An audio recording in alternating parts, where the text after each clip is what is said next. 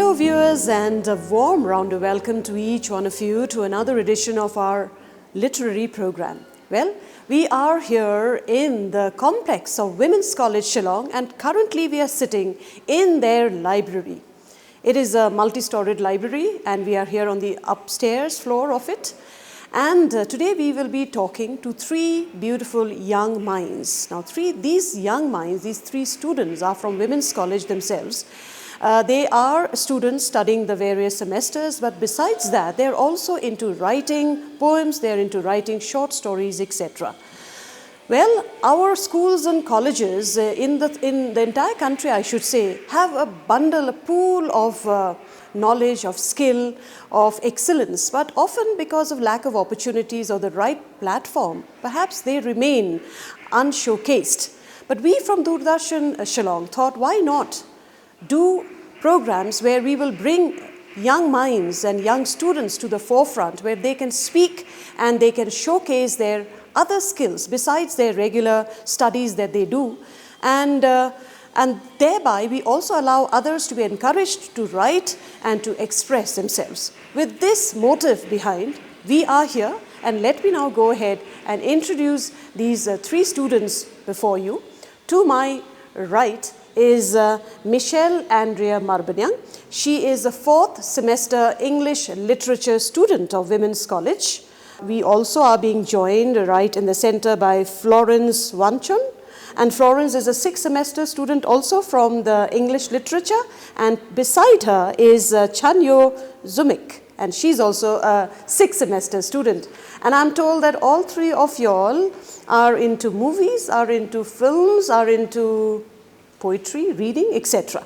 So very, very warm welcome to all three of you to this literary program. It is indeed very exciting that we are being able to speak to you, and thank you so much for your time. Hello everyone, my name is Michelle Andrea Marbanyang. I study in Women's College. I'm currently doing my fourth semester in English major. I love music because it puts me in a calm place, and I love to watch movies like animation movies and romantic series that are based on books. My name is Florence Lazar Zavivansong. I am from Women's College. I study in sixth semester English major. I love a lot of things such as music, books, films, and even science. It gives me a lot of peace, and the fact that I would want to explore more of these gives me a sense of hope for the future. My name is Chanyo Zumik. I'm currently studying in sixth semester and I'm pursuing English as my major. I'm a student of Women's College and I love reading, not only novels but science fiction, webtoon, and everything in general, small writings and haikus. I do not like to confine my hobby or interest in one thing, and I'm currently exploring all the options possible for me. Okay, you know what I love, just the word, you spoke just now, is confinement. I think this is what we shouldn't be indulging in, right? We shouldn't confine ourselves into little spaces, because we should broaden our horizon so much that the world is so large and big, and there's so much for everybody and so many potential that we can all take up. Let me go to Michelle. Michelle, you are into writing. What kind of writings do you do? I loved short poems, and the thing that inspires me to write is from movies. And back in my school days, in my 10th grade, our English teacher would tell us students to compose a poetry. At first, it was difficult for me because I was not much of a reader. But then I started to think of two poems from the same genre and try to think of different emotions and look at them from a different perspective. And later on, words just flow freely.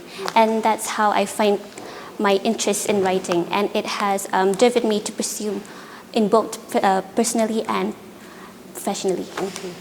All right, so you mean to say you started writing right from school days? School days. All right, that's wonderful. We will come back to you again, but then let's bring in Florence. I mean, she has started writing since school days. And what about you then? When did you have that love for writing? When did it begin for you? I think it was back when I was in class 8. I think class 8 was the time when I started reading novels. Sophie's World is the book that I really love. It's by Jostein Gaarder, a Norwegian writer. I think It's from there that I started liking literature as a whole, and I started reading more as I grew up. And it inspired me to write stories of my own as well. Stories that does not only talk about fantasy stuff like that, but more so about something mundane in life, and that something can be quite mysterious as well, even if it's not something that is out of the ordinary. All right, okay. So, Chanyo, what about you? I mean, because I'm sure you also must have begun, quite early. Yeah. It's because my elder sister, she was always into reading and writing, and I really look up to her. Okay. And I wanted to be like her, so I did write poems, but then it was not really a poem in the beginning. It was more like a haiku because it was so yes. small. But I didn't think it was good enough to be shown to people. So whenever I find words that is like so exceptional that people do not use, I want to incorporate it in my writing, and that is how I started writing. Yeah. Okay. So your elder sister, you can say that started it. She was a kind of inspiration for you. Yes, she was my biggest Supporter. Yeah. Okay, she's your biggest, supporter. Okay, but then we all need support. You would agree, all three of you, because there are so many young minds, so many young talents, youngsters who may have the zeal, the enthusiasm, and the passion of it also. But then maybe they don't get so much of support. What do you all have to say about that? How important is support and inspiration? I do agree on that. I think one of the reasons why I was into reading all these novels and poems, it's probably because of my dad, who has an interest in all of these. I think that we as we grow up, being kids and all, it's very important to have someone out there who helps us indulge into these books, that there is a world out there that we can put ourselves into, that we can maybe, how should I say? Explore, yes. Yeah. Because all three of you all have taken up English, like literature. Was literature, Michelle, always your first love? Why did you choose literature, really?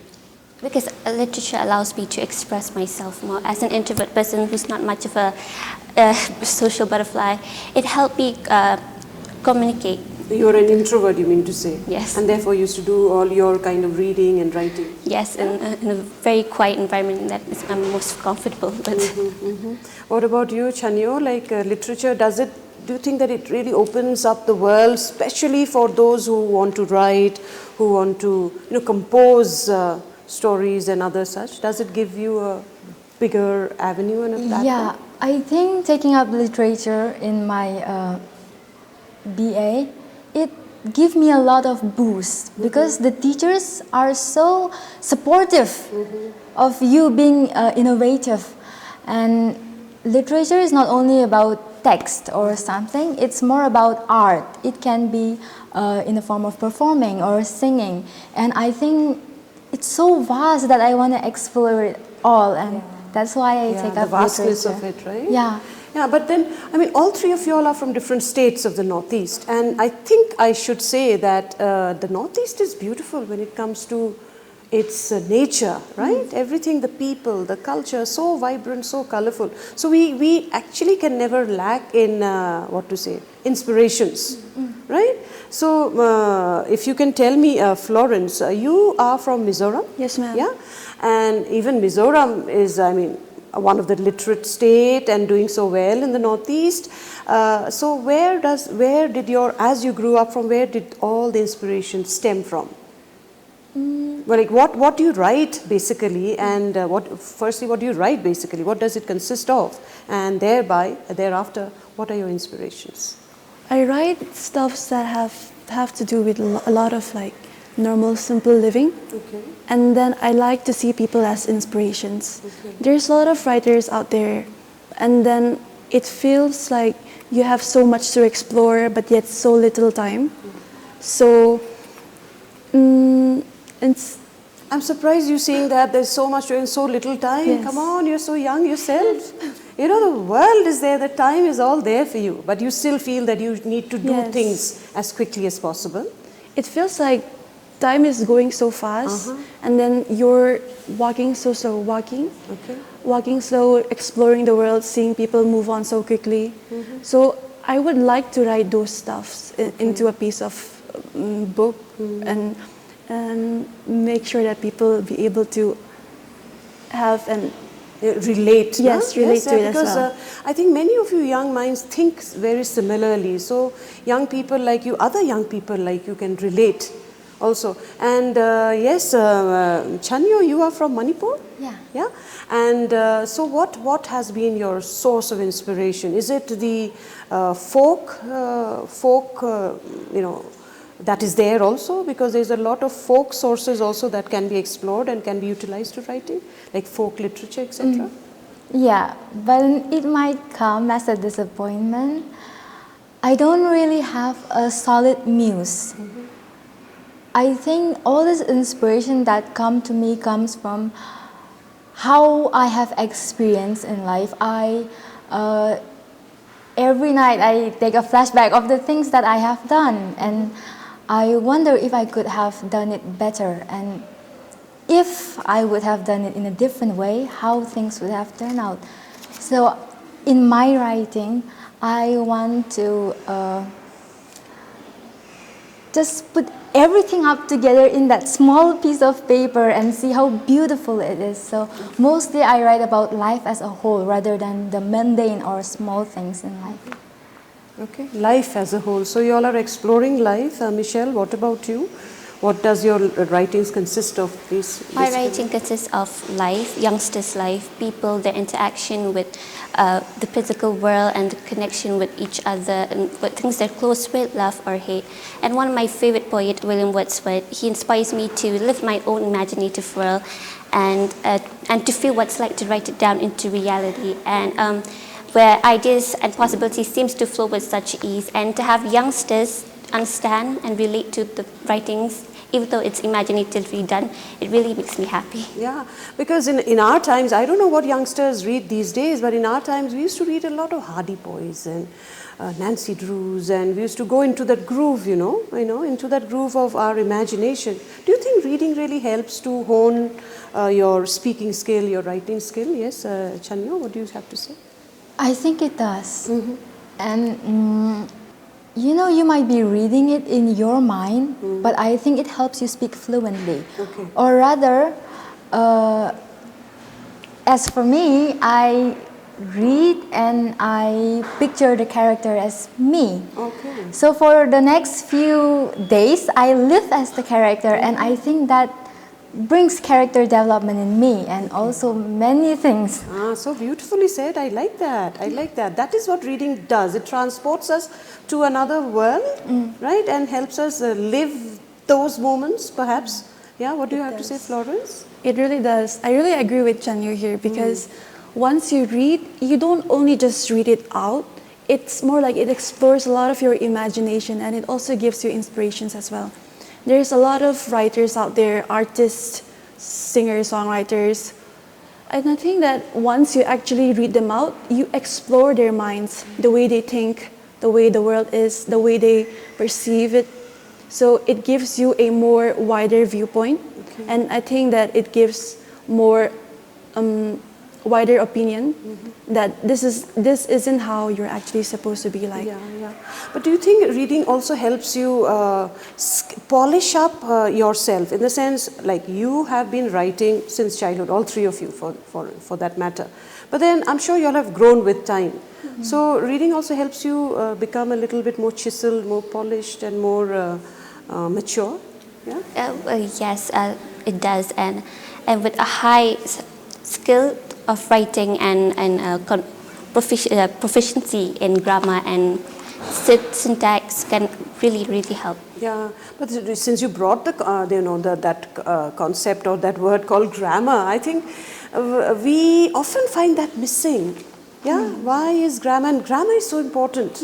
right? When we speak, that is important. Okay, we will continue to talk, but now I think we would love to hear our viewers who are watching this program, youngsters who are loving to watch this program, because you all are speaking from your heart and so beautifully. Let us hear what you have to share with us. Let us start with you, Chanyo. What have you brought for our readers, for our viewers especially? What are you going to present before us? I mean, tell us about the poem that you have written. What does it consist of, when you have written, and then you can perhaps read it for us. Okay. The thing that I'm presenting to you right now is one of my recent poems, I will say. It's entitled Apricity. Apricity means the warmth of the sun in cold winter. I think I chose this word because the girl that I have written in my poem is like a ray of sunshine in this cold world, because I think the world has lost its warmth. So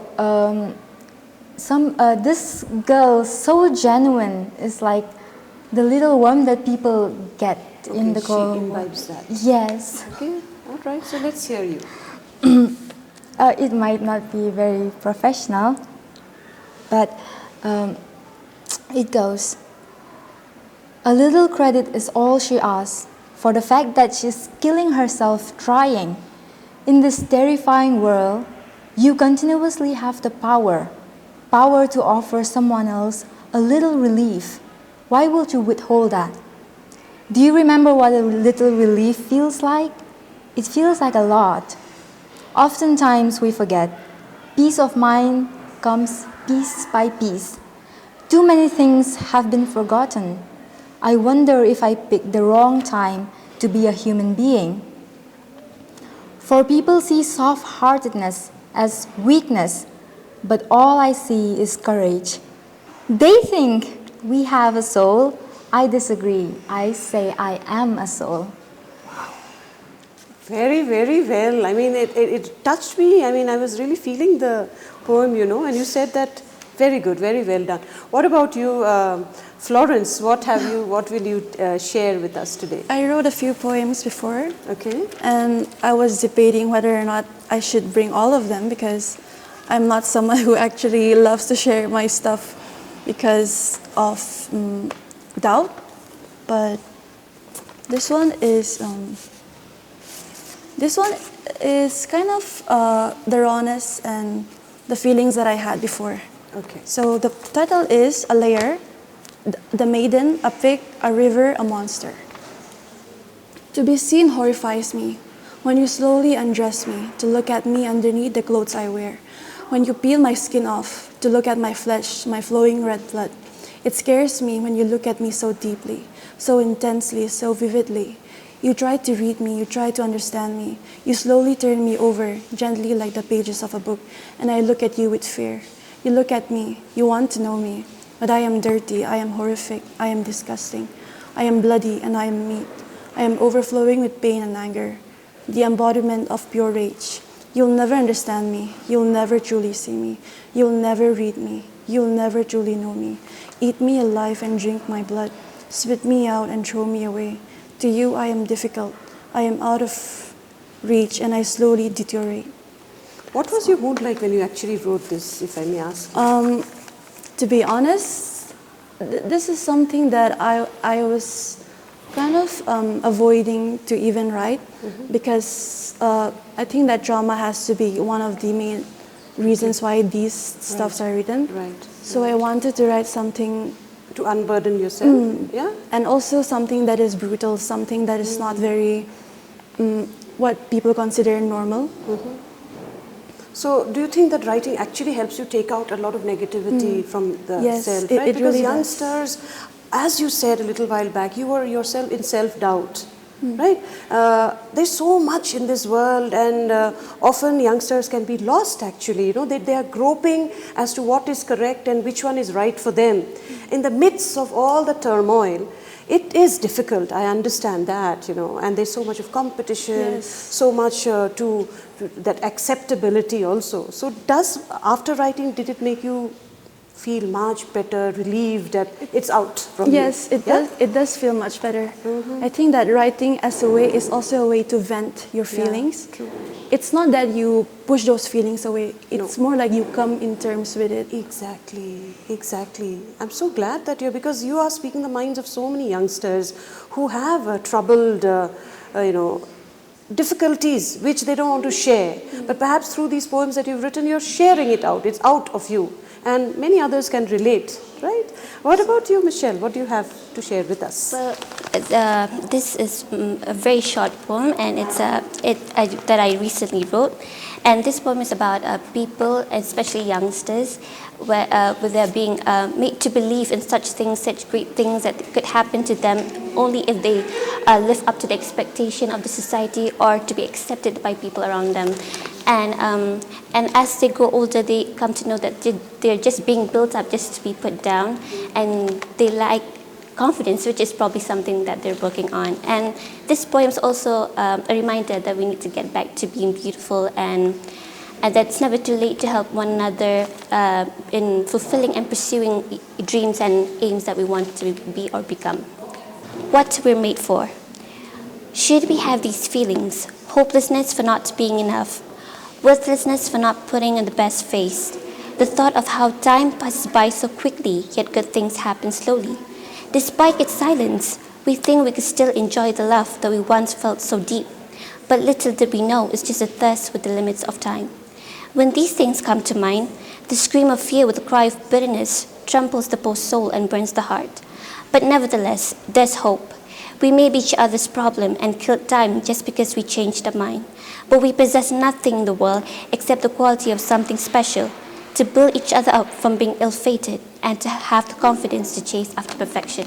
Absolutely, beautifully. All three of you, you've spoken your heart, you've spoken your mind. You are actually yourself in your work, right? And the two of you especially, Florence and Chan, you're almost towards the fag end of your student life, graduation, almost a few months from now. So where will all these poems and how do you think you'll pursue them ahead? You want to pursue them ahead, I suppose? I do not want to pursue writing poetry as my profession, because I think making your passion your job kills the passion, and I do not want to do that. But all these writings that I have at home and now, and I will write in the future, I hope I can write a beautiful, put it together and make it a book. Yeah, that is important. You all are Yes. writing. I hope you all are thinking of publishing it someday. Have you all ever published any of your works? No. Given it in some, but I'm sure that you wish to do that, right? And what about you, Florence? After your graduation, how do you think these skills that you also have, these thoughts, how do you want to take it up further? To me, writing has always been a part of my life. Right. But I don't think that I would want to publish it or put myself Because of as a self-doubt poet. again? Not only self-doubt, Okay, yeah. but it's more like, I think that for me, my writing is quite like, it speaks a lot of the vulnerable side of me. Okay. So So you want to keep it to yourself? to myself. But I also hope that someday I can put these thoughts and feelings out so that people can see and understand that they're not the only ones who feels this way. And then there is always someone out there who feels exactly the same as you do. And that our experiences aren't just limited to just one person. So when or how, I don't know. So what is actually troubling youngsters so much? If I may quickly ask this question, because you are all three youngsters, I have said what troubles them, but I may not be absolutely right. So what actually troubles youngsters so much? That there is so much of angst sometimes in them, confusion in them. What is it that we as adults don't seem to understand? To me, I think that comparison, Okay. it stems from that. And then it stems insecurity and self-doubt. Okay. And not only that, I think laziness has also had to be the with the technology, big part mobile of it. technology. Yeah. We're so used to all of these, our phones, laptops, this and that. So we often forget to read the books that we have. Okay. For me, I'm also a book collector. I love to buy books, Oh, but that's sometimes wonderful. I actually don't read them. So It's kind of like book collector at this point. Okay, but I'm sure that you'll read them at some point Yes. of time later. And Michelle, you still have another year at least, right, to complete. So what next after this?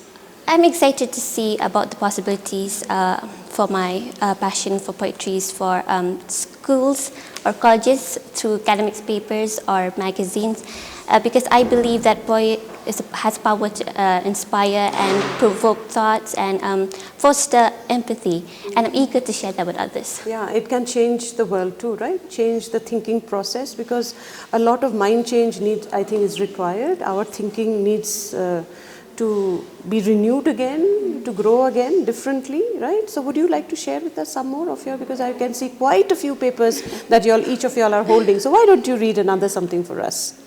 Let me take a moment to see which one I should give because I want to give my best. I was so self-conscious about what to bring to this show. I have quite a few and I read them all last night and none of them seem to be perfect enough to be presented to people, but here goes another one. This one's entitled That Moment, and this speaks about the black hole in my life. I think this is the event of my life, I will say, up to date, that I am not able to accept till today, but I think writing this helps me open up or comes to term with myself. Right. So it's entitled That Moment, and it goes, that moment lingered on so painfully when life's beautiful theme crashed down, and hope sometimes seems to fade away with no one to stand by my side. That moment reminds me again the pain of controlling those unshed tears, the frustration of that bleeding heart when failure crossed my path. That moment had assured me happy days will be here again, and life has so much to live for, but heartbreaks and failures are part of life. That moment had consoled me when dreams fall apart into pieces, to remind myself of God's promises that He has a better plan for me. Okay, I understand totally. Each of you, I think, are writing about situations that you all have sort of come out from, or you are into it, and which helps you. Florence, would you like to share any more for us? course. Yes, go ahead. This one I wrote it back when I was in 5th semester. That was a time when I had a lot of problems in my life and I wanted a lot of reassurances from people. So the title is I Exist in Multitudes. I will come to you in the form of a person you will meet in the street, an animal that may need help, an insect that will fly next to your bedroom window, an object that will find its way to your hands. Perhaps a melodious sound that is music to your ears, or the sound of raindrops that will calm you on a summer night, a letter that will spark the insight of your heart, and a delicious meal that is made out of love. Perhaps the first laughter of a child, or a snowy winter one morning, a new pair of shoes after constant begging, and the loss of a friendship with a teary eye. I will always be near you and remind you that you are alive. It is you who decide my significance. In every contact and experience, I exist in every form for you.